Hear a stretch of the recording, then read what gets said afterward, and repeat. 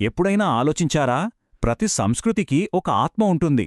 మరి ఆ ఆత్మ ఏంటో తెలుసా? కథలు. అవును, అవే తరతరాలుగా మనకు దారి చూపే ఒక శాశ్వత లిపిలాంటివి. ఈరోజు ఆ లిపిలోని కొన్ని అద్భుతమైన కథల వెనుక ఉన్న రహస్యాలను ఛేదిద్దాం. అవి మన గురించి, మన ప్రపంచం గురించి ఏం చెబుతున్నాయో తెలుసుకుందాం. చూశారా, ఈ మాటలు ఎంత అద్భుతంగా ఉన్నాయో! విశ్వం పుట్టుక దగ్గర్నుంచి, పిల్లలు ఆడుకునే ఆటల వరకు, ఎత్తైన కొండల నుంచి చిన్న చిన్న గ్రామాల్లో చెప్పుకునే కథల వరకు, భారతదేశ కథలు, పురాణాలను, కల్పనను, నీతిని అన్నింటినీ కలిపి మనకు అందిస్తాయి. సరే, ఈ ప్రయాణంలో ఆ కథల ఆత్మను పట్టుకుందాం. మరి ఈ శాశ్వత లిపిని చదవడం మొదలుపెడదామా?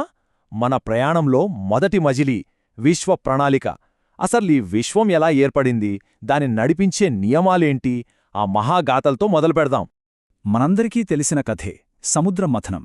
కాని దీన్ని కేవలం ఒక కథలా కాకుండా ఒక 3 అంకముల నాటకంలా చూద్దాం. ఫస్ట్ యాక్ట్ మంచి చెడు, అంటే దేవతలు, అసురులు ఇద్దరూ ఒకే లక్ష్యం కోసం కలిశారు.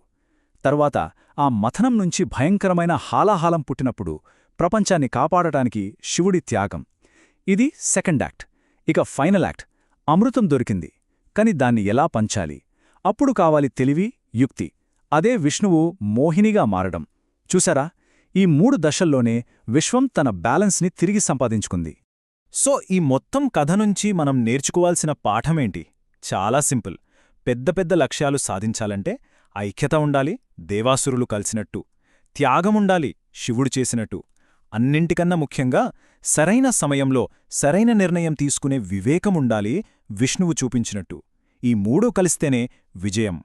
అయితే చూడండి, ఆ కథలో జరిగిన ప్రతి పనికి ఒక ఫలితం వచ్చింది కదా. ఇదే మనల్ని కర్మ అనే ఒక ముఖ్యమైన సూత్రం దగ్గరికి తీసుకొస్తోంది. అదేంటంటే, మనం మాట్లాడే మాటలు కాదు, మనం చేసే పనులే ఫైనల్గా మన తలరాతని డిసైడ్ చేస్తాయి. మళ్ళీ ఆ కథ దగ్గరికే వెళదాం. దేవతలు మళ్ళీ స్వర్గాన్ని ఎలా గెలుచుకున్నారు? వాళ్ళు చేసిన మంచి పనుల వల్లే కదా. అంటే వాళ్ల సమిష్టి కర్మ వల్లే. దీని అర్థం ఒకటే, మన పనులకు మనమే బాధ్యులం. దీన్నే కర్మసిద్ధాంతమంటారు. సరే, ఇప్పటిదాకా ఆకాశంలో, విశ్వంలో ఉన్న కథల గురించి మాట్లాడుకున్నాం. కాని ఈ శాశ్వత లిపి కేవలం ఆకాశంలోనే కాదు, మన కాళ్ల కింద ఉన్న ఈ నేలలో కూడా రాసుంది. మన చుట్టూ ఉన్న ఈ ప్రకృతి అదొక సజీవ జ్ఞాపకం లాంటిది. అది కూడా మనకు కథలు చెబుతుంది. ఉదాహరణకి కాశ్మీర్ లోయలనిగాని, ముస్సోరీ కొండలనిగాని తీసుకోండి. ఇవి కేవలం చూట్టానికి అందంగా ఉండే ప్రదేశాలు మాత్రమే కాదు. అక్కడి ప్రతి కొండ, ప్రతి నది ఎన్నో కథల్ని తమలో దాచుకున్నాయి. అవి తరతరాల జ్ఞాపకాలకు, మన సంస్కృతికి అచ్చమైన నిలయాలు. అందుకే అంటారు, భౌగోళికమంటే కేవలం దేశపటంలో గీతలు గీయడం కాదు. అది మన సంస్కృతి, మన జ్ఞాపకం, మన అస్తిత్వం. మనం ఎక్కడి నుంచొచ్చామో చెప్పే మన కథలో ఆ ప్రదేశాలే ముఖ్య పాత్రధారులన్నమాట. సరే, విశ్వాన్ని చూశాం, మన చుట్టూ ఉన్న భూమిని చూశాం.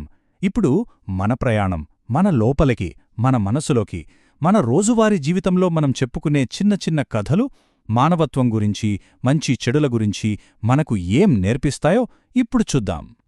ఒకసారి ఊహించుకోండి, ఒక చిన్న పాప తన చేతిలో ఒక బొమ్మ. ఆ పాప గొంతుతో ఆ బొమ్మ పాట పాడుతోంది, బంగారు బంగారు అని.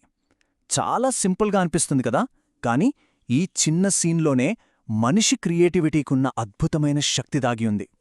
దీని వెనుక ఉన్న అసలు విషయమేంటో తెలుసా? ప్రాణం లేని వస్తువులకు ప్రాణం పోసి మన చుట్టూ ఉన్న మామూలు ప్రపంచంలోనే ఒక అద్భుతాన్ని సృష్టించే శక్తి కేవలం మన ఊహకు, మన కల్పనకు మాత్రమే ఉంది.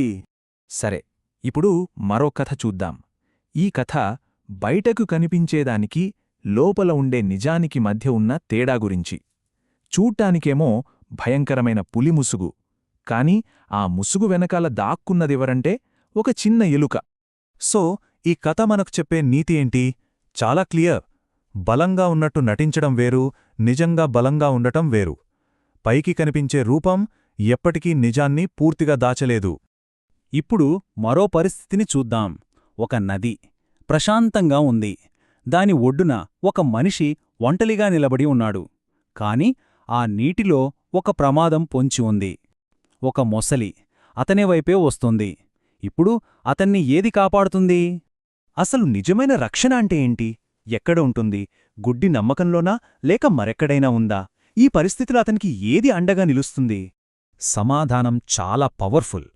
నిజమైన రక్షణ అనేది గుడ్డిగా దేవుడిమీదో అదృష్టం మీదో భారం వేయడంలో లేదు. అది మనలోనే ఉంది. మన ధైర్యంలో, మనం తీసుకునే చర్యలో ఉంటుంది.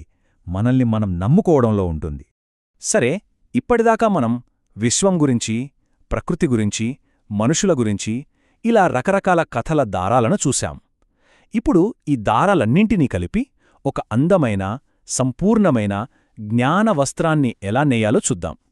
చూడండి, మనం చూసిన ఈ కథలన్నీ 4 ముఖ్యమైన స్తంభాలలాంటివి. పురాణాలు మనకు కలిసికట్టుగా ఉండటం ఎలాగో నేర్పిస్తాయి. ప్రకృతి మన అస్తిత్వాన్ని, మన మూలాల్ని గుర్తుచేస్తుంది. మన కల్పన కొత్తదనాన్ని సృష్టించే శక్తినిస్తుంది.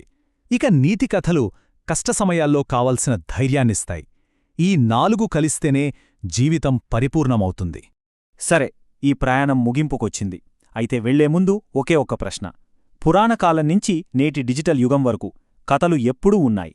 మరి ఈరోజు మన ప్రపంచాన్ని, మన సమాజాన్ని, మన ఆలోచనల్ని తీర్చిదిద్దుతున్న ఆ కథలు ఏవి? ఆ శాశ్వత లిపిలో కొత్తగా ఏం రాయబడుతోంది?